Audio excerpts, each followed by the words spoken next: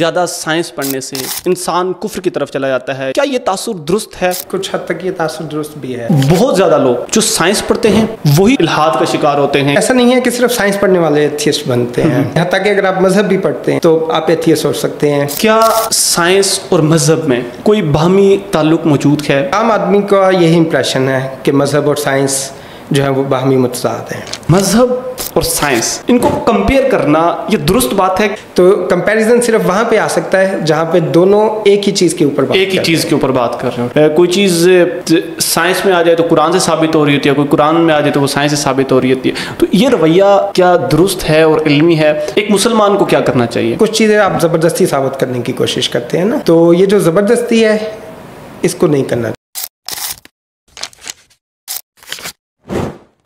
अस्सलाम वालेकुम नाज़रीन किराम, मैं फ़वाद अहमद अब्बासी और आज आपकी खिदमत में एक बार फिर हाजिर हूँ। पहले दोस्तों, आज की इस पॉडकास्ट में हमारे साथ मौजूद हैं डॉक्टर मोहम्मद रहमान साहब। डॉक्टर मोहम्मद रहमान साहब बेसिकली कॉमर्स यूनिवर्सिटी इस्लामाबाद में पार्टिकल फ़िज़िक्स के प्रोफेसर हैं और आपकी फ़ील्ड पार्टिकल फ़िज़िक्स है। आपने अपनी PhD की डिग्री जो है ना स्पेन से हासिल की और उसके बाद पाकिस्तान आके अपनी जो है ना खिदमत पाकिस्तान की मुख्तलिफ यूनिवर्सिटीज़ में सर अंजाम देते रहे और आजकल कॉमर्स यूनिवर्सिटी इस्लामाबाद में फ़िज़िक्स के शोबे से वाबस्ता हैं। इसी के साथ साथ डॉक्टर साहब जो है ना अपने शौक़ से इल्हाद पे और जो इस्लाम के मुखालिफ जो तहरीकें चल रही होती हैं उस पर भी बात करते रहते हैं, उस पर भी अपना ज़ौक़ रखते हैं और फ़िलासफ़ी ऑफ साइंस पे जो है ना बात करते रहते हैं। आज की इस पॉडकास्ट में हम डॉक्टर साहब से बात करेंगे और ये जानने की कोशिश करेंगे कि क्या साइंस और मज़हब में कोई बाहमी रिश्ता या ताल्लुक़ मौजूद है? क्या साइंस पढ़ने के बाद लोग इल्हाद की तरफ चले जाते हैं या मुल्हिद बन जाते हैं, या ज़्यादा सोचने से लोग इल्हाद की तरफ चले जाते हैं? ये बात दुरुस्त है? क्या साइंस और मज़हब दोनों को साथ लेके चला जा सकता है, या फिर क्या ये मुमकिन है कि किसी ऐसी सोसाइटी में जिसमें मज़हब बहुत ज़्यादा डोमिनेंट हो वहाँ पे साइंस तरक्की कर सकती है? ख़ास तौर पे पाकिस्तान के कंटेक्स्ट में क्या इस ऐसी सूरत हाल में जहाँ पे मज़हब बहुत ज़्यादा डोमिनेंट हो, या कोई और सोसाइटी भी हम ले लें, तो वहाँ पे क्या साइंस की तरक्की मुमकिन है या नहीं मुमकिन? तो आज की पॉडकास्ट में हम इन तमाम सवालात के जवाब जानने की कोशिश करेंगे। हमारे साथ मौजूद हैं डॉक्टर मोहम्मद रहमान साहब। अस्सलाम वालेकुम सर, कैसे हैं आप? वालेकुम अस्सलाम, अल्हम्दुलिल्लाह, थैंक्स फॉर इन्वाइटिंग मी।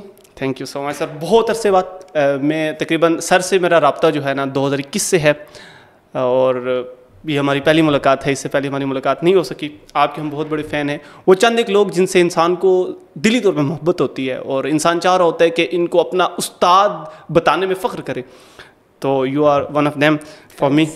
और स्टार्ट करते हैं इंशाल्लाह। Let's begin with the question कि सर सबसे पहले आप ये बताएं कि ये तासुर है कि ज़्यादा साइंस पढ़ने से या ज़्यादा सोचने से इंसान कुफ्र की तरफ चला जाता है या मज़हब बेजार या इल्हाद की तरफ चला जाता है।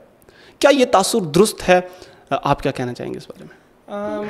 आई मीन ऑनेस्टली ये तासुर पाया जाता है और शायद कुछ हद तक ये तासुर दुरुस्त भी है, लेकिन मेरे ख्याल में असल सवाल ये होना चाहिए कि क्या असल साइंस में कोई ऐसी चीज़ है जो इंसान को मज़हब बेजार या एथियस्ट बनाती है? बिल्कुल ऐसी। तो मेरे ख्याल में ऐसी कोई चीज़ असल साइंस में मौजूद नहीं है जिसको हम साइंस कह सकें। मतलब साइंस के अंदर आप ये कह रहे हैं कि कोई भी ऐसी चीज़ मौजूद नहीं है जो लोगों को मज़हब बेजार करे और मज़हब से दूर करे। साइंस के अंदर ऑनेस्टली कोई ऐसी चीज़ मौजूद नहीं है।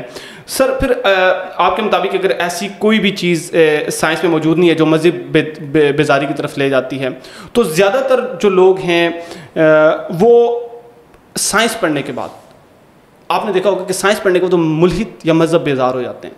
तो सवाल ये है कि फिर ऐसा क्यों होता है? इसका सहरा जो है वो न्यू एथियस्ट मूवमेंट के सर जाता है।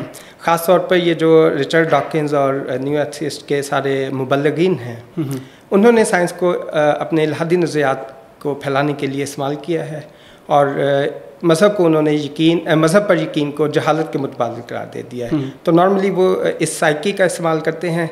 अब एक इंसानी नफ्सियात है, अगर मैं किसी को जाहिल कहूँगा तो वो चाहेगा कि उसको जाहिल ना कहा जाए ना, वो बचना चाहेगा, तो वो बचना चाहेगा कि भाई मज़हब को छोड़ दो, मुझे लोग जहालत का ठप्पा ना लगे। तो वो लोग इस चीज़ को इस नफ्सियात को इस्तेमाल करके तो उन्होंने साइंस को हथियार बना लिया है और इसी वजह से फिर ये इम्प्रेशन जाता है क्योंकि अगर हम मज़हब पे यकीन रखेंगे तो ये जहालत होगी। यानी कि ये एक साइकोलॉजिकली एक मूवमेंट है या साइकोलॉजिकल एक अप्रोच है जिसके लिए लोगों को साइकोलॉजिकली ये बताया जाता है कि भाई आप अगर मज़हब पे यकीन रखेंगे, मज़हबी होंगे, तो आप जाहिल होंगे और आप अगर मजहबी नहीं होंगे तो आप जाहिल नहीं होंगे। लिहाजा लोग इस चीज़ से बचने के लिए क्या करते हैं कि वो ख़ुद को जो है ना इल्हाद की तरफ ले जाते हैं, मज़हब से थोड़ा दूर दूर रहने की कोशिश करते हैं, या ख़ुद को मजहबी कहना पसंद नहीं करते। हाँ, मतलब जो लोग साइंस पढ़ लेते हैं और न्यू एथिस्ट मूवमेंट की ऐनक लगाकर मज़हब को देखते हैं, तो फिर उनको ये लगता है कि ओके, अगर हम मज़हब पे यकीन रखेंगे तो हमें लोग जाहिल समझेंगे और फिर वो इससे बचना चाहते हैं। अच्छा सर, एक और बड़ी इंपॉर्टेंट चीज़ है कि देखा जाए तो बहुत ज़्यादा लोग जो साइंस पढ़ते हैं वही लोग जो है ना इल्हाद का शिकार होते हैं या मज़हब बेजारी का शिकार होते हैं, साइंस या फ़लसफ़ा। तो क्या इसकी भी रीज़न आप यही समझते हैं कि जो है ना एथिस्ट मूवमेंट है, या उसकी कोई और वजह है? ये ऐसा नहीं है कि सिर्फ साइंस पढ़ने वाले एथिस्ट बनते हैं। आप जब भी इल्म को तारीख़ पढ़ लें, फ़लसफ़ा पढ़ लें, हत्ता कि अगर आप मज़हब भी पढ़ते हैं तो उसमें भी यही है कि अगर आप एक इल्हादी ऐनक लगा कर पढ़ेंगे तो आप एथियस्ट हो सकते हैं। आप देखते हैं हमारे मदारिस के कई बहुत बड़े बड़े नाम, फारिग तहसील नाम हैं, वो आजकल बहुत मशहूर एथियस्ट हैं। और वजह यही है कि उन्होंने जो ऐनक लगाकर सर, ये जब आप ऐनक की बात करते हैं ना, मिसाल के तौर पे एक बंदा जो कि मज़हब पढ़ता है, मज़हब के अंदर चला जाता है, तो वो तो मज़हब पढ़ना चाह रहा होता है ना, वो खालिसतन अल्लाह के दीन की या कोई भी मज़हब और दूसरा मज़हब पढ़ता है तो उसको पढ़ना चाह रहा होता है, वो उससे मुखलिस होता है। तो फिर आखिर क्या वजूहात बन जाती हैं कि वो मज़हब से बेजार होना शुरू हो जाता है? वो आप ये नहीं कह सकते कि भाई उसने पहले से ऐनक पहनी हुई थी कि भाई मैं जो है ना मज़हब बेजार हो जाऊँगा। नहीं, ऐसा नहीं है कि उसने पहले से ऐनक पहनी है, लेकिन बात यह है कि हम लोग किसी भी इल्म को सीखने के लिए हमें एक ख़ास बैकग्राउंड की ज़रूरत होती है ना। जब हमें वो ख़ास बैकग्राउंड मौजूद नहीं है तो फिर हम क्या करते हैं, हम जो उस शोबे की अथॉरिटेटिव फिगर्स हैं हम उनकी बातों को सुनते हैं। उसमें फिर ये होता है कि जो अपनी बात को जिस हद तक अच्छे तरीके से लोगों तक पहुंचा लेता है, लोगों को कायल कर लेता है, हम उसको सही मानने लग जाते हैं।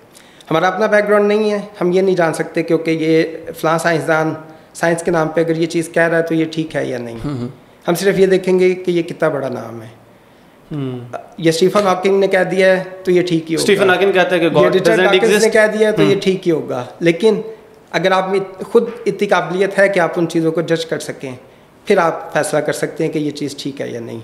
अगर ये काबिलियत नहीं है तो फिर आप में वो वाला तासुब, जिसको मैं इल्हाद की ऐनक कह रहा हूँ, वो इल्हाद की ऐनक पढ़ने वाला नहीं लगाता। वो जिसको आप पढ़ रहे हैं वो उस चीज़ को उस तरह बयान करता है और फिर आपको चीज़ें वही नज़र आती हैं जो वो आपको दिखाना चाहता है, जो वो आपको दिखाना चाह रहा होता है बेसिकली। अच्छा सर, ये बताएं कि क्या साइंस और मज़हब में कोई बाहमी ताल्लुक़ मौजूद है, या फिर हमें इन दोनों को अलग अलग पैराए में देखना चाहिए? साइंस एक अलग चीज़ है, मज़हब एक अलग चीज़ है, दोनों को एक साइंसदान, एक जो है ना साइंसदान भी हो सकता है और उसके साथ साथ अपने मज़हब को भी प्रैक्टिस कर सकता है। हमें उन दोनों को मिलाने की कोई भी ज़रूरत नहीं है। ज़्यादातर इसकी तबलीग इस किस्म की हमारे परवेज़ खुद भाई साहब करते रहते हैं और वो इस चीज़ को मानते हैं। तो आपके ख्याल में क्या इन दोनों के दरमियान कोई ताल्लुक़ मौजूद है या नहीं? बहुत अच्छा सवाल किया आपने। और एक आम आदमी का यही इम्प्रेशन है कि मज़हब और साइंस जो है वो बाहमी मुतज़ाद हैं, उनमें इख्तिलाफ़ात हैं। लेकिन एक बहुत अच्छे फ़िलासफ़र हैं इयन बार्बर, उन्होंने इसका जवाब ये दिया है कि मज़हब और साइंस के दरमियान चार तरह का ताल्लुक़ हो सकता है। पहला ताल्लुक़ तो यही है कि मज़हब और साइंस बाहमी मुतसादिम है। ये ताल्लुक़ है? हाँ, ये 4 कैटेगरीज हैं। अच्छा। मतलब आप जो एक डोमिनेंट इम्प्रेशन है वो ये है कि मज़हब जो है उसकी तालीमात जो है वो साइंस से मुतसादिम है ना। मज़हब ये कह रहा है, साइंस ये कह रही है, दोनों का टकराव है, दोनों में से कोई एक चीज़ सच है। तो ये एक डोमिनेंट जो है वो मॉडल है जो साइंस और मज़हब के रिलेशन के बारे में दिया जाता है। लेकिन इससे आगे एक ताल्लुक़ वो है जिसके ऊपर अब वेस्ट जो है थोड़ा सा वो वर्क कर रहा है। अब जब क्रिश्चियन अथॉरिटीज़ ने ये देखा है क्योंकि हम इस चीज़ की वजह से जो है वो क्रिश्चियनिटी ख़त्म हो रही है, तो वो थोड़ा सा इस तरफ आए हैं क्योंकि मज़हब अलग चीज़ है, साइंस अलग चीज़ है, दोनों को पैरेलल में चलाया जा सकता है।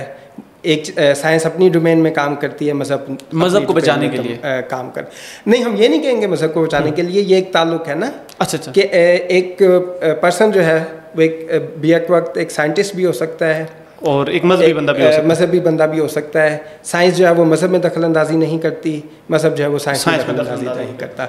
ये दूसरा ताल्लुक़ है। उसके बाद तीसरा ताल्लुक़ ये है कि आप मज़हब और साइंस को आपस में गुफ्तगू करवा सकते हैं, जहाँ भी आपको लगे कि दोनों में तसादम आ रहा है, कॉन्फ्लिक्ट आ रहा है, तो वहाँ पे आप दोनों चीज़ के ऊपर बातचीत करें, मजहबी अथॉरिटीज़ बैठें, साइंटिफिक अथॉरिटीज़ बैठें और बैठ के उसके हल की तरफ जाएं। और सबसे आखिरी ताल्लुक जो है वो सबसे मज़े का ताल्लुक है। अच्छा। और वो इयन बार्बर ये बताते हैं कि उसमें मज़हब और साइंस एक दूसरे की तकमील कर सकते हैं। तकमील किस तरह कर सकते हैं कि मज़हब जो है वो साइंस की मॉरल वैल्यूज़ डिफ़ाइन कर सकता है, मॉरल वैल्यूज़ साइंस को डिफ़ाइन नहीं कर सकती। साइंस जो है वो मज़हब में से सुपरस्टिशियस थाट्स जो है उसको खालिस करने में मदद दे सकती है। हमें पता है कि बहुत सारे मज़ाहिब जो हैं उनकी असल तालीमात अगर वो ना भी हों तो उनके मानने वाले बहुत सी तोहमात परस्ती जो है उसको मज़हब का हिस्सा बना देते हैं। तो साइंस इस मामले में आपकी ये मदद कर सकती है कि आप रिलीजन को सुपरस्टिशियसनेस से बचा सके। बताएं कि जैसे आपने ये बात की कि जो 4 पॉइंट ऑफ व्यू हैं या 4 जो रिलेशंस हैं साइंस और मज़हब के दरम्यान में, चौथा पॉइंट बड़ा अहम है और बड़ा मज़ेदार है। तो क्या ये जो पॉइंट है ये वाक़तन हम ये कह सकते हैं कि ये साइंस और मज़हब को यकजा करने का एक तरीक़ेकार है या एक मैकेनिज़्म हो सकता है? हमने देखा था, जैसे मैंने पहले बात की, कि मज़हब जो है वो भी एक ज़रिया इल्म के तौर पे लिया जा सकता है। इसी तरह साइंस जो है ये भी एक ज़रिया इल्म है। दोनों ज़राए इल्म है। अब दोनों का तरीक़ाकार अभी मुख्तलिफ है, लेकिन हम ऐसा तरीक़ाकार वज़ा कर सकते हैं जो दोनों में अप्लाई हो सके। जैसे फ़िलासफ़ी ऑफ साइंस में एक आर्गूमेंट यूज़ किया जाता है, inference to the best explanation, यानी जो नज़रियात तजर्बात की कसौटी पे पूरा नहीं उतर सकते। ऐसा नहीं है कि पूरा नहीं उतर सकते, लेकिन जिनको परखा नहीं जा सकता, हम ऐसे तजर्बात नहीं लगा सकते जिससे हम उन चीज़ को, उन नज़रियात को साबित कर सकें। तो उसके लिए एक आर्गूमेंट यूज़ किया जाता है कि हमारा ये नज़रिया इन शाहिद की या इन मुशाहदात की सबसे बेहतरीन वजाहत करता है, इसलिए हमारा ये नज़रिया दुरुस्त। इसको कहा जाता है inference to the best explanation. Darwin ने ये जो दलील है वो अपने नज़रिए के लिए इस्तेमाल की थी अपने दौर में, और ऐसा नहीं है कि सिर्फ ये दलील उसी वक्त इस्तेमाल हुई, आज भी फ़िलासफ़ी ऑफ साइंस में इसके ऊपर बहुत काम हो रहा है और इसको एक वैलिड दलील माना जाता है। तो उसमें यह है कि आप कोई एक्सपेरिमेंट तो नहीं लगा सकते, लेकिन बेस्ट एक्सप्लेनेशन है, तो inference to the best explanation की बुनियाद पर आपका वो नज़रिया दुरुस्त माना जाता है। अब यही वाला जो मेयार है उसको हम मज़हब के लिए भी इस्तेमाल कर सकते हैं। बहुत सारे बुनियादी सवालात हैं जो साइंस की डोमेन में नहीं आते, साइंस जो है उनका जवाब नहीं दे सकती। हम कोई ऐसा तजर्बा नहीं लगा सकते जिससे हम वजूद बारी ताला को साबित कर सकें। लेकिन उन बुनियादी सवालात की जो बेहतरीन वजाहत है वो हमें मज़हब देता है।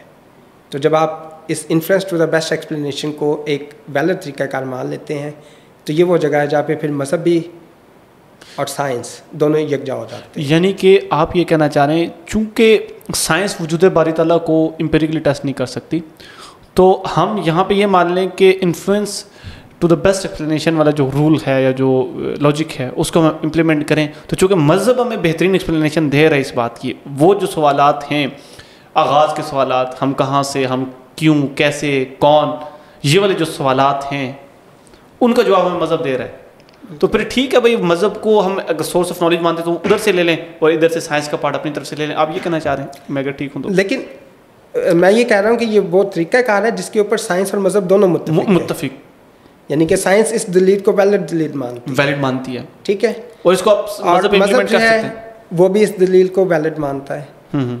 तो जब इस दलील के ऊपर दोनों मुत्तफ़िक हैं तो यहाँ से जो फिर ज़रिया इल्म, जो इल्म इस दलील के ज़रिए आप हासिल कर रहे हैं, वो फिर उसमें आप तमीज़ नहीं करेंगे कि ये साइंसी इल्म है या ये मज़हब इल्म है।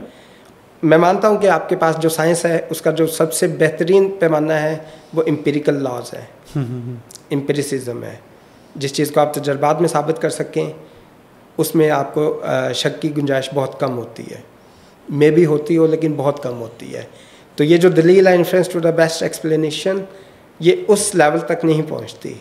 लेकिन अगर आप ये मानते हैं क्योंकि इसकी बुनियाद पे हमने ये नज़रिया ठीक मानना है, सच मानना है, तो फिर आपके पास कोई वजह नहीं बचती कि फिर मज़हब की तरफ से जो सवालात आते हैं, जो जवाब आते हैं, आप उसके लिए इनकार कर दें कि नहीं, ये साइंस में हम इस दलील को मान लेंगे, मज़हब में हम इस दलील। अच्छा सर, देखें इसमें यह है कि बाज़ औक़ात ऐसा होता है कि कुछ साइंटिफिक नॉलेज किसी मज़हबी नॉलेज से जो है ना मुतसादम होता है। तो कुछ लोग ऐसे करते हैं कि मजहबी नॉलेज की कुछ इंटरप्रिटेशंस करते हैं, उसको थोड़ा बहुत नए तरीके से नई तौजीहात पेश करते हैं और फिर उसको अलाइन करने की कोशिश करते हैं। तो ये चीज़ ऐसा नहीं है कि ये हीले बहाने पहले कुछ और करते थे अब कुछ और, तो ये उसके साथ मिलाने की कोशिश करना, तो व्हाट डू यू थिंक ये हीले बहाने नहीं है? देखें, अगर आपने हर सूरत में ये सोच रखा है कि आपने साइंस और मज़हब में तसादम ही साबित करना है, तो फिर आप इसको इस नज़र से देख सकते हैं कि ये हीले बहाने हैं। लेकिन अगर हम एक संजीदा इल्मी हलकों की बात करें तो हमारा इन चीज़ों के बगैर गुजारा ही नहीं है। साइंस की अगर आप एग्ज़ाम्पल ले लें तो साइंस में क्या होता है, आप एक नज़रिया बनाते हैं, उसकी प्रेडिक्शंस को आप एक्सपेरिमेंट के साथ मैच करने की कोशिश करते हैं। बाज़ दफ़ा ये होता है कि वो प्रेडिक्शंस मैच कर जाती हैं, लेकिन बाज़ दफ़ा ये होता है कि वो प्रेडिक्शंस मैच नहीं करती। उस सूरत में फिर आप क्या करते हैं, आप उस नज़रिए में तरामीम करते हैं। आप उनको फ़िलासफ़ी ऑफ साइंस की ज़बान में हम एक्सिलरी अजम्पशंस या एड हॉक अजम्पशंस कहते हैं। तो वो उन तरामीम के ज़रिए फिर आप उन नज़रियात को एक्सपेरिमेंट के साथ अलाइन करने की कोशिश करते हैं, और ये एक बहुत अमूमी अप्रोच कॉमन चीज़ है, हर कोई कर रहा होता है। इसकी एक एग्ज़ाम्पल देता हूँ, जैसे न्यूटन के लॉज को यूज़ करते हुए जब हमने यूरेनस के ऑर्बिट की प्रेडिक्शन की तो वो हमारी एक्सपेरिमेंटल ऑब्जर्वेशन के साथ मैच नहीं कर रहा था।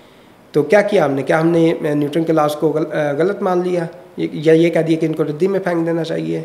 नहीं, उस वक्त साइंटिस्ट ने ये किया कि उन्होंने एक न्यू प्लैनेट की पेशगोई कर दी कि आपके पास ये इस पर्टिकुलर कमियत के साथ, इस पर्टिकुलर मैस के साथ एक न्यू प्लैनेट एग्जिस्ट करता है, जो बाद में डिस्कवर भी हुआ। अज्यूम कर लिया उस वक्त उन्होंने, अज्यूम कर लिया, उस वक्त उन्होंने अज्यूम किया कि ये प्लैनेट डिस्कवर करता है। अगर ये प्लैनेट एग्जिस्ट करता हो तो आपकी थ्योरेटिकल प्रेडिक्शन जो है वो एक्सपेरिमेंटल ऑब्जर्वेशन के साथ मैच कर जाती हैं।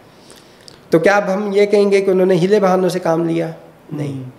अगर यानी कि मॉडिफाई किया, बेहतरी की तरफ गए वो, उन्होंने मॉडिफाई किया, ad hoc assumptions, auxiliary assumptions introduce करवाई, और आपका नज़रिया जो है एक्सपेरिमेंट के साथ मैच कर गया और आपके इल्म में इजाफा हुआ। अगर आप ये काम ना करते तो कितने बेहतरीन न्यूटन लॉ से आप महरूम हो जाते।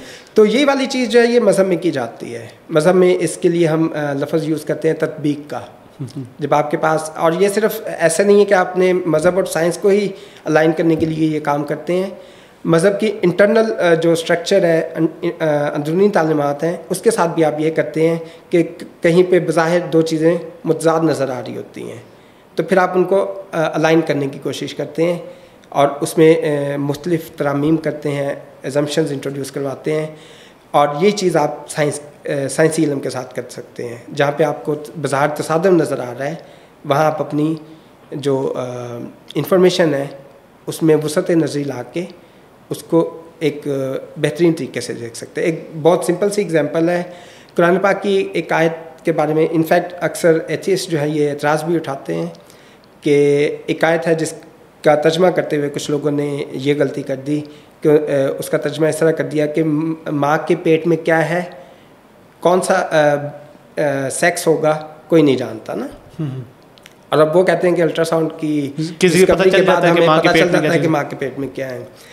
अब ये एक उनकी अपनी इंटरप्रिटेशन थी, उस वक़्त के नॉलेज के हिसाब से उन्होंने ये देखा कि इस आयत का मतलब ये बनता है। उन्होंने तर्जमा करते हुए भी उन अल्फाज को सिर्फ सेक्स के ऊपर वो रखा कि जेंडर क्या होगा, मेल होगा, फीमेल होगा, बेटा होगा, बेटी होगी। लेकिन अब अल्ट्रासाउंड की डिस्कवरी के बाद हमें पता चला कि ओके, अगर खुदा न खास्ता इसका मतलब ये लिया जाए तो फिर ये आपस में कॉन्फ्लिक्टिंग है। तो वहाँ से हमारे नॉलेज में इजाफा हुआ कि ओके, इस आयत का मतलब ये नहीं है, बल्कि इस आयत का मतलब ये है कि उस माँ के पेट के अंदर क्या होगा, अच्छा इंसान होगा, बुरा इंसान होगा, वो दुनिया में आके क्या काम करेगा, उसकी तकदीर के लिहाज से उसकी तकदीर क्या होगी, तो कोई नहीं बता सकता ना। आज भी आप जितनी मर्जी एडवांस से एडवांस टेक्नोलॉजी बना लें तो कोई ये नहीं बता सकता कि ये बच्चा पैदा होने के बाद कल क्या काम करेगा। तो ये वो चीज़ है जो मैं कह रहा था कि मज़हब जो है वो साइंस में मोरालिटी में किरदार अदा कर सकता है, और साइंस जो है वो आपकी रिलीजियस थिंकिंग जो है उसको इम्प्रूव करने में किरदार अदा कर सकता है। यानी कि ये टोटली डिपेंड करता है कि what do you want to do, आप करना क्या चाहते हैं। अगर आपके जहन में ये है कि आपने हमेशा मज़हब के अगेंस्ट खड़ा होना है तो आपको कहीं पे इस तरह की कोई चीज़ नहीं नज़र आएगी, और अगर आपने साइंस के अगेंस्ट खड़ा होना है तब भी आपको कोई ऐसी चीज़ नज़र नहीं आएगी। तो यानी कि ये जिसके दिमाग में वसअत नज़री होगी, जो चीज़ों को ब्रॉड माइंडेडली देख सकता है, वही बंदा ये काम कर सकता है कि दोनों को देख के और इंसानियत की बेहतरी के लिए दोनों चीज़ों को साथ लेके चल सकता है और उसको इस्तेमाल कर सकता है। बिल्कुल। मैं आपको अपने शोबे से मिसाल दूंगा। आपको पता है लार्ज हैड्रोन कोलाइडर लगाते हुए 9 बिलियन यूरो खर्च किए गए, ठीक है। और एक तो उसका मकसद हिग्स की डिस्कवरी था, लेकिन दूसरा मकसद उसका सुपरसिमेट्रिक पार्टिकल्स की डिस्कवरी था। अच्छा, सुपरसिमेट्री एक बहुत बेहतरीन नज़रिया है, मैं खुद उसमें काम करता हूँ और हमारी बहुत सारी इमोशंस फीलिंग्स इन्वॉल्व है ना उस नज़रिए के साथ। अब हुआ क्या है कि वो एक्सपेरिमेंट लगाया गया और साइंसदान यही एक्सपेक्ट कर रहे थे कि वो सुपरसिमेट्रिक पार्टिकल्स डिस्कवर हो जाएंगे। अनफॉर्चुनेटली वो अभी तक नहीं हुए। ठीक है। अब जो उस एक्सपेरिमेंट के रिजल्ट्स आ रहे हैं उससे अक्सर लोगों ने ये कहना शुरू कर दिया जी सुपरसिमेट्री डिस्प्रूव हो गई है। लेकिन क्या वाकई ऐसा है? जो लोग इस फील्ड में काम कर रहे हैं उनको पता है कि ऐसा नहीं है। वो बस ये कर रहे हैं कि जो पहले एजम्पशंस जो इस्तेमाल करके ये साबित किया जा रहा था क्योंकि आपको इस एनर्जी पे ये पार्टिकल मिल जाएगा, इस पे अब वो एजम्पशंस बेसिकली चेंज कर रहे हैं। तो वो अब एजम्पशंस को चेंज करके एक्सपेरिमेंटल रिजल्ट्स को साबित करने की कोशिश कर रहे हैं, जो है वो अपनी थ्योरेटिकल प्रेडिक्शंस के साथ अलाइन कर रहे हैं। बेसिकली ये अलाइनमेंट जो है ना हर जगह पे ट्यूनिंग जरूरी है। आप ये अलाइनमेंट करते हैं और साइंस, जैसे मैंने पहले वो न्यूटन लॉस की एग्जांपल दी, साइंस इसके बगैर तरक्की कर ही नहीं सकती। उसको चेंज करना पड़ता है। और ये सिर्फ सुपरसिमेट्री के साथ नहीं है, बाकी सारे शोबों में भी ऐसे ही होता है। आप क्या करते हैं थ्योरी ऑफ एवोल्यूशन में, जब अगर आपके पास कोई ऑब्जर्वेशन ऐसी आती है नए फॉसिल्स आ जो जाते उस थ्योरी की जो है वो स्ट्रक्चर के साथ मैच नहीं कर रही होती, तो फिर आप क्या करते हैं? आप एडहॉक असम्पशंस इंट्रोड्यूस करवाते हैं, आप एक्सिलरी असम्पशंस इंट्रोड्यूस करवाते हैं और उस न्यू ऑब्जर्वेशन को उस थ्योरी का पार्ट बनाते हैं। बिल्कुल। और फिर एक टाइम आता है कि लोगों को ये लगने लग जाता है कि ओके ये तो बात की ही इस थ्योरी ने थी। बिल्कुल ऐसा ही है। अच्छा सर, ये बताएं कि दो चीज़ें होती हैं, उनको जब कंपेयर करने की बात आती है ना, फॉर एग्जांपल मैं ये कहता हूँ कि मैं मर्सिडीज़ को BMW से कंपेयर कर रहा हूँ, तो दोनों चीज़ों का जिन्स एक होना लाजमी होता है। अगर जिन्स मुख्तलिफ होगा तो आप उनको कंपेयर नहीं कर सकते। मिसाल के तौर पे आप ये नहीं कह सकते कि एक सेब को आप एक किसी जो है ना और चीज़ से कंपेयर करें, लाइक मैं कह लूँ कोई ये रॉड से जी ये ज़्यादा बड़ा, मतलब कंपेयर नहीं कर सकते जिन्स। मतलब जिस तरह आप रोनाल्डो और अफरीदी को आपस में कंपेयर नहीं कर सकते कौन ज़्यादा बेहतर खिलाड़ी है, कंपेरिजन नहीं है क्योंकि जिन्स मुख्तलिफ है। आप ये जिन्स ही कह सकते हैं इस चीज़ को। इस लिहाज से मज़हब और साइंस इनको कंपेयर करना ये दुरुस्त बात है क्या? इनका मतलब जिन्स की जो मैं बात कर रहा हूँ उस एतबार से देखें तो ये कंपेरेटिव एक दूसरे को कंपेयर किया जा सकता है इनको। यानी आप ये कहना चाह रहे हैं कि जो लोग इसको कंपेयर कर रहे होते हैं, ये एक मुहावरा भी है एप्पल्स एंड ऑरेंजेस ना, कि एक तरफ एप्पल्स हैं दूसरी तरफ ऑरेंजेस हैं, तो क्या हम उनका कंपेरिजन कर सकते हैं?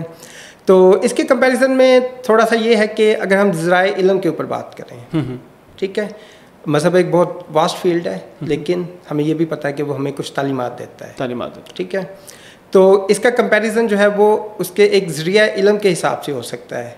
एक ज़रिया इल्म वही है जो मज़हब की तरफ से आती है और दूसरा ज़रिया इल्म साइंस है। तो उसमें अगर आप कंपैरिजन करना चाहें then we have some standards जिसके थ्रू हम कंपैरिजन कर सकते हैं। लेकिन उसके अलावा आपकी बात ठीक है कि मज़हब की डोमेन अलग है, साइंस की डोमेन अलग है। तो अगर आप ये कहते हैं कि इस्लाम कहता है 5 वक्त की नमाज़ पढ़नी है, तो आप साइंस में कोई ऐसा टूल नहीं रख सकते जो ये सही या गलत साबित कर सके ना। तो इसी तरह अगर साइंस ने एक थ्योरी दे दी है तो आप मज़हब को इस्तेमाल करके उस थ्योरी को गलत या सही साबित नहीं कर सकते। तो कंपैरिजन सिर्फ वहाँ पे आ सकता है जहाँ पे दोनों एक ही चीज़ के ऊपर बात कर रहे हो। ठीक सर। अच्छा, एक और चीज़ ये है कि बाज़ औक़ात हमारी सोसाइटी में आपने भी देखा होगा, हम भी इस चीज़ को, और ये चीज़ मतलब ऐसा नहीं है कि ये चीज़ बहुत कम है, ये चीज़ बहुत ज़्यादा है, और वो ये है कि लोग साइंस के ज़रिए कुरान साबित करना चाह रहे होते हैं और कुरान पाक के ज़रिए साइंस साबित करना चाह रहे होते हैं। मिसाल के तौर पे बहुत सारी जगहों पे आपने देखा होगा कि जब बिग बैंग का जिक्र होता है तो वो कुरान मजीद की कुछ आयत थी उनकी तरफ लोग कहते हैं, जिस तरह ये वसीम बदामी साहब ने अपने प्रोग्राम में भी बड़े ज़बरदस्त अंदाज में इस चीज़ का जिक्र किया था, अभी जो रमज़ान ट्रांसमिशन हुई थी वहाँ पे भी, कि भाई जो है ना ये देखें हमारे कुरान मजीद में ये चीज़ बयान है। तो उन्होंने एक पूरी सीरीज़ चलाई थी जिसमें उन्होंने ये साबित करने की कोशिश की। इसी तरह बाज़ औक़ात ऐसा होता है कि कोई चीज़ साइंस में आ जाए तो कुरान से साबित हो रही होती है, कोई कुरान में आ जाए तो वो साइंस से साबित हो रही होती है। तो ये रवैया क्या दुरुस्त है और इल्मी है? एक मुसलमान को क्या करना चाहिए? ओके, बहुत अच्छा सवाल है। असल में इसमें यह है कि कुछ चीज़ें आप ज़बरदस्ती साबित करने की कोशिश करते हैं ना, तो ये जो ज़बरदस्ती है इसको नहीं करना चाहिए। लेकिन कुछ चीज़ें ऐसी हैं, जैसे मैंने कहा कि अगर कोई फिज़िकल एविडेंस है या बेटर वर्ड ऑब्जर्वेशन, ठीक है, तो अगर एक ऑब्जर्वेशन है और उसके बारे में मज़हब भी बात कर रहा है और फिर कल को साइंस जो है वो उसकी टेक्नोलॉजी और उसके ज़रिए भी आपको वो ऑब्जर्वेशन नज़र आ जाती है। जैसे मैं एग्ज़ाम्पल दूंगा ये ह्यूमन एम्ब्रियोलॉजी की ना, तो अगर अब मेरी ये रिसर्च नहीं है, मैं ये नहीं कह सकता कि वो वाकई ऐसे ही है, लेकिन जैसे वो एक एग्ज़ाम्पल दी जाती है, डॉक्टर जाकिर नाइक उसके ऊपर काफ़ी बात करते हैं कि वो जो इस्लामिक तालीमात हैं वो काफ़ी ज़्यादा रिजेंबल करती हैं साइंसी इल्म के साथ। तो वहाँ पे अगर ये चीज़ नेचुरली आ रही है तो फिर कोई मसला नहीं है। लेकिन जहाँ पे अगर आप इसको ज़बरदस्ती साबित करने की कोशिश करें कि देखें जी ये चीज़ आज साइंस बता रही है, 1400 साल पहले हमने भी कह दिया था, या तो इस तरह की ज़बरदस्ती जो है वो ज़बरदस्ती करने की कोई ज़रूरत नहीं है। जो चीज़ रैशनली आप करते हुए आपके सामने बिल्कुल वाज़ेह हो जाए और उसकी जो तोजी उलमा बयान करते हैं वो आपके सामने आ जाए तो आपको कर लेनी चाहिए, लेकिन खुद से जो है ना कुरेदने की बिल्कुल उसको ज़रूरत नहीं है। हाँ, ऑफ कोर्स ये ज़बरदस्ती करने की ज़रूरत नहीं है। अच्छा सर, एक आम तासुर पाया जाता है कि साइंस और मज़हब जो है ना एक दूसरे की मुखालिफ हैं। क्या ये तासुर दुरुस्त है? और एक चीज़ मैं यहाँ पे और ऐड करना चाहूँगा कि कहीं ऐसा तो नहीं कि ये तासुर हमें मगरिब की तरफ से आया, क्योंकि जब आप देखें निशात सानिया और जब मगरिब में साइंस ऊपर आ रही थी, जब आप जैसा देखें ना हेलोसेंट्रिकल मॉडल आया तो कितनी ज़्यादा अपोजिशन हुई, क्योंकि वो मानते थे कि हमारी जो ज़मीन है वो यूनिवर्स का मरकज़ है।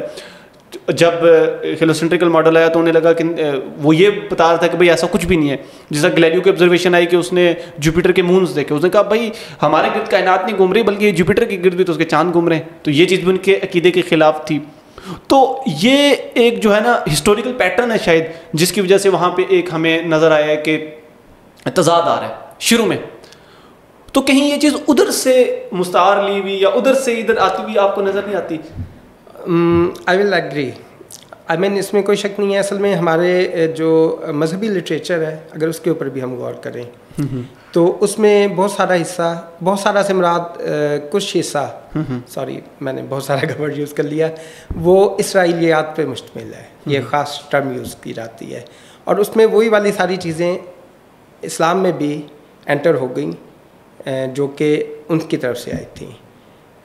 मैं सही अहदीस की बात नहीं कर रहा, मैं उसके बाद के इरा की बात कर रहा हूँ जिसमें वो कुछ चीज़ें, किस्से कहानियाँ जो ट्रांसफर हो जाती है कौम से दूसरी कौम में, ये चीज़ आम है।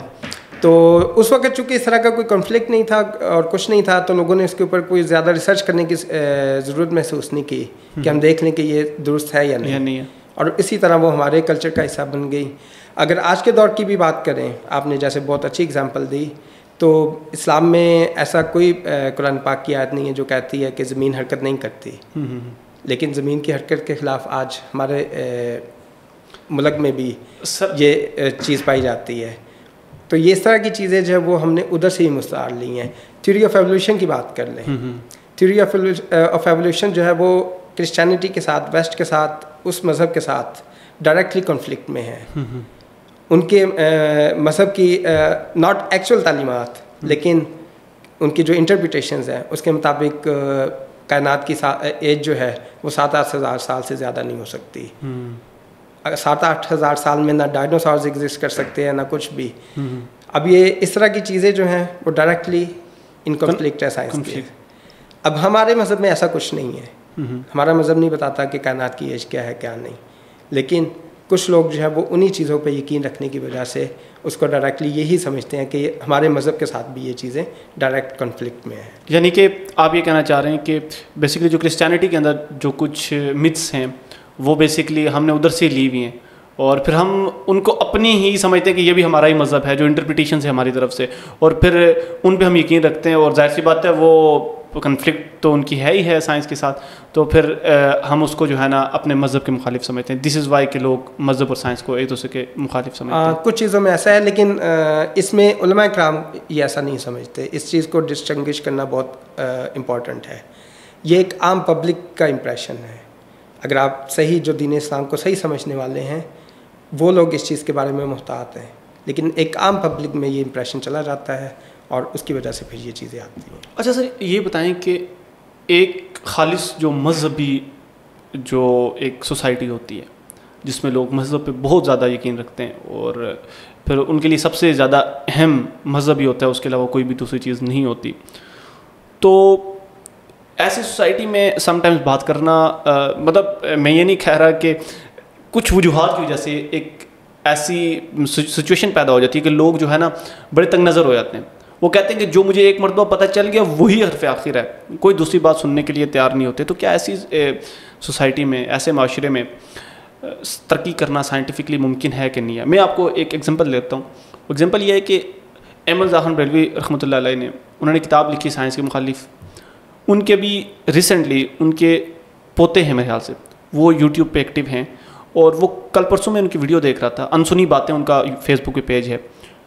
वो ये साबित कर रहे थे कि सेंट्रीपिटल फोर्स और सेंट्रीफ्यूगल फोर्स की कोई चीज़ जो है ना मौजूद नहीं होती, ये सब न्यूटन धोखा देगा आपको। अब इस तरह की बात अगर मैं इसको कहूँगा कि ये झूठ कह रहे हैं या गलत कह रहे हैं, तो मुझे तो यही कहेंगे कि भाई तुम मज़हब बेजार हो गए हो या तुम इस्लाम को नहीं मानते, तुमने ज़्यादा साइंस पढ़ ली। मुझे इस तरह की बातें सुनने को मिलेंगी। लेकिन हकीकत ये है कि ये एक मैट्रिक का बच्चा भी जानता है कि सेंट्रीपिटल फोर्स और सेंट्रीफ्यूगल फोर्स की कितनी इंपॉर्टेंस है और ये साइंस की कितनी बुनियादी चीज़ों में से एक है। तो ऐसी सोसाइटी में, ऐसे माशरे में और ऐसे सिनेरियो में, ये मैंने एक एग्जांपल दिया आपको, इस तरह की बहुत सारी और बातें, तो हम किस तरह तरक्की कर सकते हैं या मुमकिन है तरक्की ऐसे? देखें, जब हम तरक्की का लफ्ज़ इस्तेमाल करते हैं तो ये जो चीज़ें हैं ये बुनियादी बातें हैं, ठीक है। साइंस में असल तरक्की जो हमें नज़र आती है वो अप्लाइड साइंस से आती है, ठीक है। तो अप्लाइड साइंस में मेरा नहीं ख्याल में मजहबी जो है, अब लेट्स से एक ट्रांजिस्टर कैसे बनता है, आपने एक CPU कैसे बनाना है, तो इस तरह की चीज़ों में आपको मज़हब की मुखालफत नज़र नहीं आती। ये मुखालफत सिर्फ उन इश्यूज़ के ऊपर है जो बुनियादी होते हैं या फिलोसॉफिकल एस्पेक्ट्स ऑफ साइंस जो होती हैं उस पे जाके। तो उसमें ऑफ कोर्स आपकी बात बिल्कुल ठीक है कि कुछ लोग उन चीज़ों को नहीं मानना चाहते। हमारे BS के स्टूडेंट्स के अक्सर इम्प्रेशन ये आता है कि अच्छा जी फिज़िक्स पढ़ने वाले जो हैं वो मज़हब बेजार हैं, लेकिन मेरा जो वास्ता रहा है उसमें मैंने कई ऐसे स्टूडेंट्स को देखा है जो आज भी एक कंफ्यूज होकर ये क्वेश्चन पूछ रहे हैं कि सर, हालांकि वो पेपर्स देते हैं, स्टडी करते हैं सारा कुछ, लेकिन उनका सवाल ये होता है कि सर क्या ज़मीन वाकई हरकत करती है, और वो मैट्रिक के स्टूडेंट नहीं है, वो BS कर रहे हैं। तो ये चीज़ें एग्जिस्ट करती हैं, बदकिस्मती से एग्जिस्ट करती हैं, नहीं होनी चाहिए हमारे माशरे में, लेकिन मेरा ख्याल है कि ये देखें ना सर, एक और क्वेश्चन है कि बहुत सारे एथिस्ट लोग या जो नॉन मुस्लिम्स हैं, मैं आपको बड़ी मज़े की बात बताता हूँ। मैंने परवेज़ खुद भाई साहब के साथ एक पॉडकास्ट की और उस पॉडकास्ट में मेरा टाइटल था कि why did Muslim fall behind. तो इंडियंस ने बहुत ज़्यादा उसको जो है ना पॉडकास्ट को देखा और नीचे उन्होंने कमेंट्स किए कि answer is in the title. एक ने नहीं किया, बहुत सारे लोगों ने। मैं हैरान कि यार क्या बात कर रहा है कि कहाँ पे टाइटल में। वो फिर एक बंदे ने, बल्कि मुझे खुद ही समझ आ गई कि because you are Muslim this is why you are behind.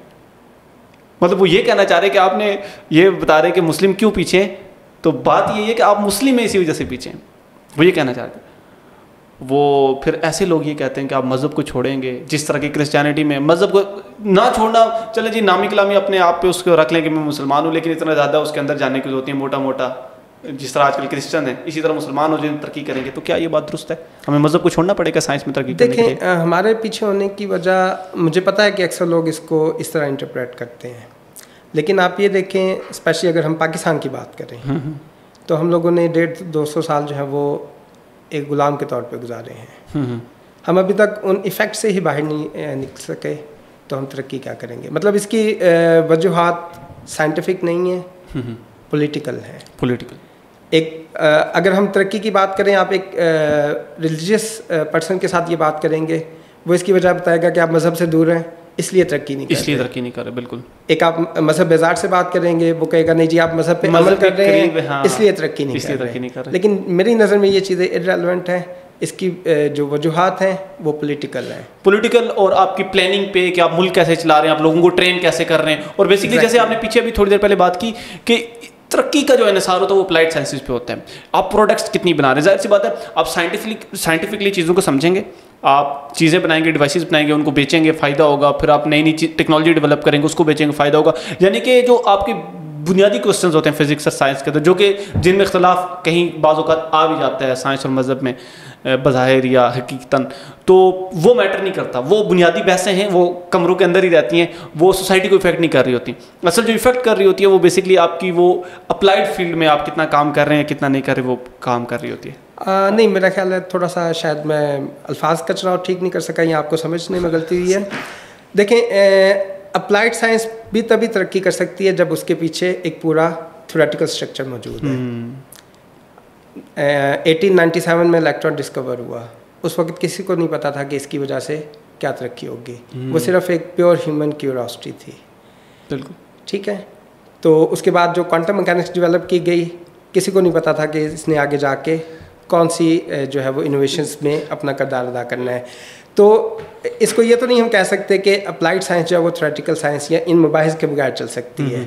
उनकी बुनियाद यही है। लेकिन जो मेरा पॉइंट था वो ये था कि अवाम जो है उसकी अगर हम बात करें तो एक साइंटिस्ट जो है वो अगर लेबॉरेटरी में जाके उसने ट्रांजिस्टर बनाना है तो उसके लिए उन मुबाहिस की कोई मायने नहीं है। कोई मायने नहीं है। ये बिल्कुल बहुत मज़े की बात आपने की और चीज़ को माशाल्लाह क्लियर कर दिया पॉइंट को। कहते हैं कि जब Michael Faraday royal society of London से बाहर निकले, उन्होंने जब फैराडे लॉ उन्होंने डिस्कवर किया तो उनको वहाँ के जो सहाफ़ी थे उन्होंने पूछा कि जो आपने डिस्कवर किया है, बड़ी इसकी जो है ना धूम मची हुई है हर तरफ, क्या फ़ायदा होगा इसका? उन्होंने कहा मुझे नहीं पता, लेकिन करने में बहुत मज़ा आता है। यानी कि ये बेसिकली प्योर क्यूरोसिटी होती है इंसान को, वो तजस्सुस है जो हज़ारों सालों से इंसान के अंदर मौजूद है। और बेसिकली ये जो तरक्की है ये तजस्सुस का ही नतीजा है। अब देखें कि इदरीस इज़ाद साहब बड़ी मज़े की बात करते होते हैं, वो कहते हैं कि इंसान ने इल्म जो है ना वो तारों से सीखा है। अच्छा, ये बात शुरू में करने में बड़ी अजीब लगती है कि क्या बात है, लेकिन हकीकत यही है कि आप देखें शुरू में यही सवाल था ना कि हमारी ज़मीन मरकज़ है तो ये सितारे कैसे हरकत करते हैं। वहीं से हरकत करते करते हमें ये समझ आना शुरू हो गया कि कहीं जो है ना हेलियोसेंट्रिकल मॉडल तक हम पहुंचे। उसके बाद हमें केपलर ने कुछ लॉज दे दिए। वहीं से कहते हैं कि केपलर्स लॉ से ही न्यूटन को ग्रेविटी वगैरह समझ आई, और जब ग्रेविटी समझ आ गई तो हमें मोशन समझ आना शुरू हो गया। मोशन समझ आया तो हमें मैकेनिक्स बन गई, मैकेनिक्स के बाद थर्मोडायनेमिक्स, और अगर हिस्टोरिकली हम देखें तो ये चीज़ें इसी तरह से आगे आती हैं। अच्छा सर, ये आजकल तासुर पाया जाता है और माना जाता है कि 21वीं सदी मज़ाहिब की आखिरी सदी होगी, ये बताते हैं लोग हमें। उसकी वजह वो ये बताते हैं कि वो कहते हैं कि साइंस जो है ना इंसान का मुश्तरका मज़हब है। इस पे उसकी वजह यह है कि इस पे जो है ना लोग मुत्तफिक हो जाते हैं एक ही पॉइंट पे, एक ही नुक्ते पे। तो क्या आपको लगता है कि आहिस्ता आहिस्ता सारी की सारी इंसानियत साइंस पे बिलीव करना शुरू हो जाएगी और मज़ाहिब को आहिस्ता आहिस्ता छोड़ना शुरू कर देगी? इसके दो पहलू हैं। एक तो अगर हम जो आपका क्वेश्चन है कि सब मुत्तफिक हो जाते हैं, उसको गहराई से देखने की ज़रूरत है। तो साइंस के मुख्तलिफ शोबे हैं, उसमें कुछ शोबे जैसे फ़िज़िक्स और केमिस्ट्री हैं जिसमें आपके पास तजर्बात की सहूलत मौजूद है। They are empirical sciences. तो वहाँ पे आपके इख्तलाफात कम होते हैं क्योंकि आप एक प्रेडिक्शन कर सकते हैं, वो प्रेडिक्शन जो है साबित कर सकते हैं, उसको साबित एक्सपेरिमेंट से। लेकिन अनफॉर्चुनेटली आप ये वाला स्टैंडर्ड जो है वो तमाम शोबों पे अप्लाई नहीं कर सकते। कई शोबों पे आपको समझौता करना पड़ता है मेयार के ऊपर। तो जब आप स्टैंडर्ड्स के ऊपर कंप्रोमाइज़ करते हैं तो जैसे जैसे आप कंप्रोमाइज़ करते जाते हैं वैसे वैसे वो चीज़ें अनसर्टन होती जाती हैं और इख्तलाफी होती जाती हैं। इवन अगर हम फिज़िक्स की बात कर लें, डार्क मैटर मेरा एक पसंदीदा मौजू है। तो डार्क मैटर के बारे में दो स्कूल ऑफ थाट पाए जाते हैं। एक स्कूल ऑफ थाट कहता है कि आप नए ज़रात या नई थ्योरीज़ के थ्रू डार्क मैटर की एग्जिस्टेंस को एक्सप्लेन कर सकते हैं। ये एक डोमिनेंट स्कूल ऑफ थाट है। लेकिन उसके मुकाबल एक और स्कूल ऑफ थाट है जिसे मॉडिफाइड न्यूटोनियन ग्रेविटी कहते हैं। उनका मानना ये है कि डार्क मैटर एग्जिस्ट ही नहीं करता। आप अपने न्यूटन लॉज जो हैं उनमें तरामीम करके, उनमें मॉडिफिकेशंस करके आप उन सारे ऑब्जर्वेशंस को एक्सप्लेन कर सकते हैं जिनकी बुनियाद पे आप ये कह रहे हैं कि डार्क मैटर एग्जिस्ट करता है। तो ये एक इख्तलाफ है। एक इख्तलाफ है। हो सकता है कि ये इख्तलाफ आज से 10 साल 15 साल बाद तजर्बात में हम साबित कर सकें और हमें पता चल जाए, तब ये इख्तलाफ नहीं रहेगा। लेकिन कुछ चीज़ें ऐसी हैं जहाँ पे आप ये इख्तलाफात दूर कर ही नहीं सकते। क्वांटम और क्वांटम मैकेनिक्स और ग्रेविटी को कौन सी थ्योरी यूनिफाई करती है? स्ट्रिंग थ्योरी है, क्वांटम लूप ग्रेविटी है, कौन सी थ्योरी है? आपने जो भी थ्योरीज बनाई हैं उनकी एक्सपेरिमेंटल वेरिफिकेशन एटलीस्ट अब तक की जो ह्यूमन टेक्नोलॉजी है उसके हिसाब से अगर देखें तो we are not able to do the experimental verification, और अगले कोई 400-500 साल में भी नज़र नहीं आता कि हम उनकी एक्सपेरिमेंटल वेरिफिकेशन कर सकेंगे। तो ये ऐसा इख्तलाफ है जो दूर होता नज़र नहीं आता। यानी कि ये कहना गलत है कि साइंस में सब लोग एक चीज़ के ऊपर मुत्तफिक हो जाते हैं। यानी कि वो चीज़ें जिनको हम एम्पिरिकली टेस्ट कर सकते हैं और लेबॉरेटरी के अंदर टेस्ट कर सकते हैं उसके ऊपर तो मुत्तफिक हो जाते हैं। और बेसिकली मुझे लगता है कि ये जो आर्गूमेंट दिया जाता है वो यहीं से लिया जाता है कि लेबॉरेटरी के अंदर या जो बज़ाहिर बहुत सारे तजर्बात जो किए जाते हैं उन पे अगर एक जैसी जो है ना सिचुएशंस क्रिएट कर दी जाएँ लेबॉरेटरी के अंदर तो उसी तरह के नतीजे निकलते हैं। और वो चाहे मैं पाकिस्तान में बैठ के करूँ कोई अमेरिका में बैठ के करे तो नतीजे वैसे ही निकलेंगे। लेकिन वो जो चीज़ें हैं जो बहुत बड़े क्वेश्चन हैं या फिर आप जिस तरह कह रहे हैं कि ऐसे क्वेश्चन जिनके तजर्बात की सहूलियात हमारे पास मौजूद नहीं है due to lack of technology, because इतनी एडवांस टेक्नोलॉजी होने के बावजूद भी हम उस चीज़ को अभी तक नहीं पहुंच पाए।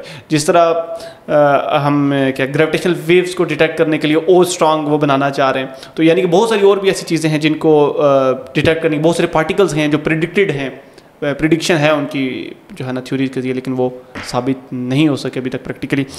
तो इसके बाद सर मैं आना चाहूँगा पाकिस्तान के एक बहुत मशहूर स्कॉलर हैं, नाम भी अगर आप कहते हैं तो ले लेता हूँ, साहिल अदीम साहब। साहिल अदीम साहब ऐसे स्कॉलर हैं कि जिनकी इन्फ्लुएंस में वो एक इन्फ्लुएंसर हैं, बहुत ज़्यादा यूथ है, बहुत ज़्यादा। वो यूनिवर्सिटीज़ में जाते हैं, बड़ी बड़ी यूनिवर्सिटीज़ में जाते हैं, वहाँ पे साइंस के स्टूडेंट्स से भी एड्रेस करते हैं, उनको भी जो है ना अपनी बातें सुनाते हैं। तो वहाँ पे वो ये कहते हैं कि कुरानिक साइंसेस, वो ये दावा करते हैं कि जो वो एक कोई ख़ास किस्म की मैथमेटिक्स बना रहे हैं, उनके बच्चे और उनकी जो ऑर्गेनाइजेशन है वो इतनी एडवांस है कि इस मैथमेटिक्स से बहुत ज़्यादा एडवांस है, और वो उस मैथमेटिक्स के ज़रिए पता नहीं क्या क्या बना देंगे। और वो कहते हैं कि वो सारी की सारी साइंस कुरान से ली गई है, कुरानिक साइंस है। तो व्हाट डू यू थिंक कि इस तरह की कोई साइंस एग्जिस्ट कर सकती है या कोई मैथमेटिक्स?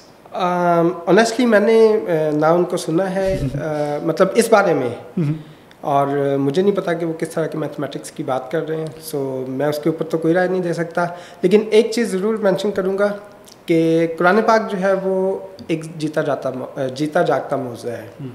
अल्लाह ताला ने अगर दीन इस्लाम भेजा है, और दीन इस्लाम से मुराद 1400 साल पहले आने वाला हज़रत मोहम्मद सल्लल्लाहु अलैहि वसल्लम वाला दीन ही नहीं है, ये हज़रत आदम की पैदाइश के साथ ही ये दीन भी आया है ना। ठीक है, उसकी मुख्तलिफ हालतें होती रही हैं, उसमें तब्दीलियाँ आती रही हैं, और उन्हीं को दूर करने के लिए अल्लाह ताला ने अगले पैगंबर भेजे हैं। ठीक है, तो ये पूरी इंसानियत के लिए है। तो फिर अल्लाह ताला ने इंसानियत की तशफ़ी के लिए जिसका जितना कैलिबर है उस हिसाब से उसको सेटिस्फाई भी किया है। अगर कोई अकली दलाइल समझ सकता है तो उसके लिए अकली दलाइल दिए हैं, अगर कोई अकली दलाइल समझने की काबिलियत नहीं रखता उसके लिए मौज़ात दिए हैं। उम्मत मुहम्मदिया का जो सबसे बड़ा मौज़ा है, जीता जागता मौज़ा, वो कुरान पाक है। ठीक है, कुरान पाक के बारे में जो आपने बात की, तो mathematics I am not sure कि उसके लिए मैं मैथमेटिक्स का वर्ड यूज़ कर सकता हूँ कि नहीं, लेकिन इसमें ख़ास नज़म मौजूद है। उस्ताद मान अली ख़ान है, मेरे बहुत पसंदीदा शख्सियत हैं, तो वो इस बारे में काफ़ी काम करते हैं। वो एक इस्लामिक स्कॉलर हैं, अगर आपको कभी मौका मिले उनको पढ़ने का तो आप पढ़िएगा। वो मुख्तलिफ सूरतें जो हैं उनके मौजू और उनकी तरतीब के हिसाब से वो काफ़ी बताते हैं कि ये जो एक स्मिची ये नज़म है, ये आम एक इंसान के बस की बात नहीं है, और यही साबित करता है कि कुरान जो है वो एक मौज़ा है और ये लिसानी मौज़ा। अच्छा, एक और चीज़, चलें ये तो थोड़ी सी टेक्निकल बात थी इन अ सेंस कि आपको भी पता होना चाहिए था, अगर आपने भी वो वीडियो देखी होती तो या वो लेक्चर सुने होते तो शायद आपको ज़्यादा बेहतर समझ आती। एक और चीज़ वो ये बयान कर रहे थे कि जो दुनिया में, यूनिवर्स में सबसे जो फास्टेस्ट थिंग है वो स्पीड ऑफ लाइट नहीं है, वो स्पीड ऑफ दुआ है। अब वही पहले वाली बात आती है कि जिन्स के एतबार से जब आप किसी चीज़ की ये बात करते हैं ना कि वो मूव कर रही है, उसकी स्पीड क्या है, तो आप उस चीज़ का फिजिकल होना बड़ा इंपॉर्टेंट है, यानी कि वो मेजरेबल होनी चाहिए। जैसे हम लाइट की बात करते हैं, लाइट को मेजर करते हैं तो एक फिजिकल थिंग है, फिजिकल क्वांटिटी कह सकते हैं उसको, तब हम मेजर कर सकते हैं। लेकिन कुछ एट्रीब्यूट्स होते हैं ना जिसकी बेस पे हम कहते हैं कि ये चीज़ फिजिकल है या फिजिकल नहीं है। अब दुआ की बात करें तो वो फिजिकल नहीं लगती, वो एक बंदे और खुदा का ताल्लुक होता है, वो एक कुछ भी कह लें उसको, वो बंदे और खुदा के दरमियान में होता है, वो कोई फिजिकल चीज़ नहीं होती जिसको मेजर किया जा सकता है। वो कहते हैं फिर मुझे बताएं अगर स्पीड ऑफ लाइट ज़्यादा तेज़ होती, स्पीड ऑफ लाइट तेज़ होती तो फिर यहाँ से 7वें आसमान तक हमारी दुआ यूँ कैसे पहुँच जाती है। तो जब इस तरह की, और ये यूनिवर्सिटी किसी में बैठ के वो बात कर रहे थे, तो जब इस तरह की बातें होंगी तो आपको लगता है कि हम साइंस में तरक्की करेंगे। और ऐसे लोग जिनको अगर आप गलत कहें ना, लोग मानने को तैयार नहीं है। अगर आप इस बात के ऊपर बात कर रहे हैं कि हाँ, क्या उन्होंने जो दुआ की स्पीड के बारे में बात की है, आई थिंक वो मैंने एक छोटा सा क्लिप देखा था, तो उसमें उन्होंने आवाज़ की रफ्तार की ही बात की ना। तो ऑफ कोर्स ये ना तो रिलीजियसली ठीक है ये कॉन्सेप्ट। अल्लाह ताला हमें कुरान पाक में बताते हैं कि वो इंसान की शायरग से भी ज़्यादा करीब है ना।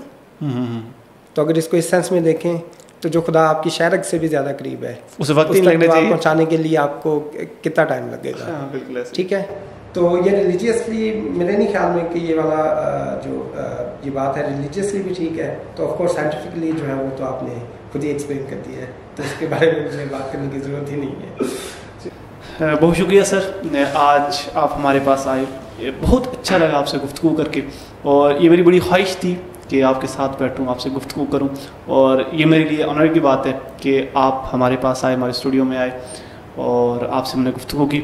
नाज़रीन किराम, ये थे डॉक्टर मोहम्मद रहमान। आज हमने इनसे इल्हाद के बारे में गुफ्तगू की। इंशाल्लाह इस तरह की पॉडकास्ट देखने के लिए हमारा चैनल सब्सक्राइब करें, लाइक करें और हमारी वीडियो शेयर ज़रूर कीजिएगा। अपने मेज़बान फवाद अहमद अब्बासी को दीजिए इजाज़त। अस्सलाम वालेकुम। अच्छा, बड़ी मज़े की बात है, ये दूसरी वाली डिस्कशन